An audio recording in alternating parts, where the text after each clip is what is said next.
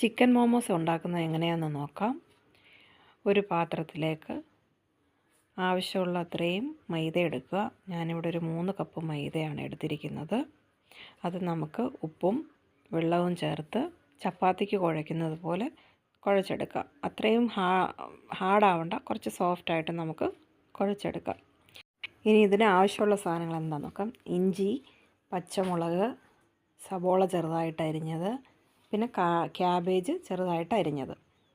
പച്ചമുളകൊക്കെ കുറച്ച് മതി. ചിക്കൻ ഒന്ന് വേവിച്ച് ഉടച്ചെടുക്കാം.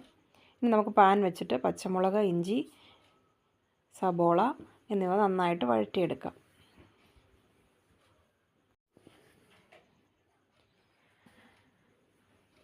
ഇത് നന്നായിട്ട് വഴന്ന് വരുന്നത് വരെ നമുക്ക് ഇളക്കി കൊടുക്കാം.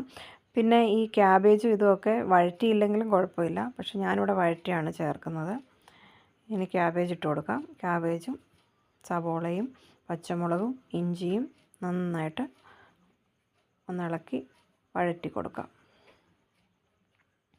ചിക്കൻ വേവിച്ചാണ് ഞാൻ മിക്സിയിലൊന്ന് ക്രഷ് ചെയ്ത് വെച്ചിട്ടുണ്ട്. പിന്നെ നമുക്ക് കുറച്ച് സോയാ സോസ് ചേർത്ത് കൊടുക്കാം. അതിനുശേഷം ചിക്കൻ വേവിച്ചത് ഇതിലേക്ക് ചേർത്ത് കൊടുക്കാം. നന്നായിട്ട് ഇളക്കി കൊടുക്കുക. അതിനുശേഷം നമുക്ക് ഉപ്പ് ചേർത്ത് കൊടുക്കാം, കുരുമുളക് പൊടി ചേർത്ത് കൊടുക്കാം. ഇതൊക്കെ നമ്മുടെ ഇഷ്ടത്തിന് ആവശ്യത്തിനനുസരിച്ച് ചേർത്ത് കൊടുക്കാവുന്നതാണ്. നന്നായിട്ട് ഇളക്കി കൊടുക്കാം. പച്ചമുളക് ഞാൻ കുറച്ചേ ചേർത്തുള്ളൂ, കുട്ടികളൊക്കെ ഉള്ളതുകൊണ്ട് കുറച്ചേ ചേർത്തുള്ളൂ. നിങ്ങളുടെ ആവശ്യത്തിനനുസരിച്ച് പച്ചമുളക് ചേർത്ത് കൊടുക്കാം. അതിനുശേഷം കുറച്ച് മല്ലിയില ഇട്ട് കൊടുക്കാം. അതും ചേർത്ത് നന്നായി ഇളക്കി യോജിപ്പിക്കാം. ഇനി നമുക്ക്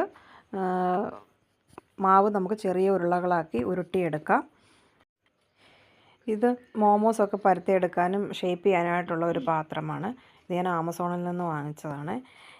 ഇതിൻ്റെ അടിയിൽ നമുക്കത് പരത്തിയെടുക്കാം. മേൽവശത്ത് നമുക്കത് ഫില്ലിങ് വെച്ചിട്ട് അത് ഷേപ്പ് ചെയ്തെടുക്കാവുന്നതാണ്. ഇത് യൂസ് ചെയ്യാം, അല്ലെങ്കിൽ നമ്മൾ ചപ്പാത്തി കല്ല് പരത്തിയെടുത്താലും മതി. ഇനി കുറച്ച് എണ്ണ ഒഴിച്ച് കൊടുക്കാം, മാവ് അതിൽ ഒട്ടിപ്പിടിക്കാതിരിക്കാനായിട്ട്. നന്നായിട്ട് എല്ലാ വശത്തും ചേർത്ത് കൊടുക്കാം. മുകളിലും എണ്ണ തേച്ച് കൊടുക്കണം, താഴെയും തേച്ച് കൊടുക്കണം. ഇനി നമുക്ക് ഓരോ ഉരുളകളായിട്ട് വെച്ചിട്ട് ഒന്ന് പ്രസ് ചെയ്തെടുക്കാം.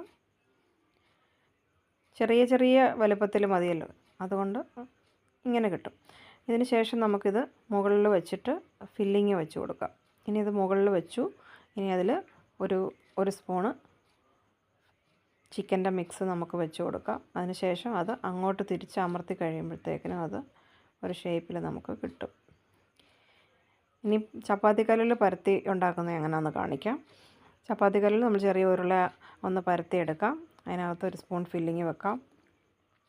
അത് എന്നിട്ട് നമ്മൾ ഒന്ന് സാരിയൊക്കെ ഞൊറിഞ്ഞെടുക്കുന്ന പോലെ ഒന്ന് ഞൊറിഞ്ഞെടുക്കാം. ഒരു സൈഡ് നന്നായിട്ട് ഞൊറിഞ്ഞെടുക്കാം.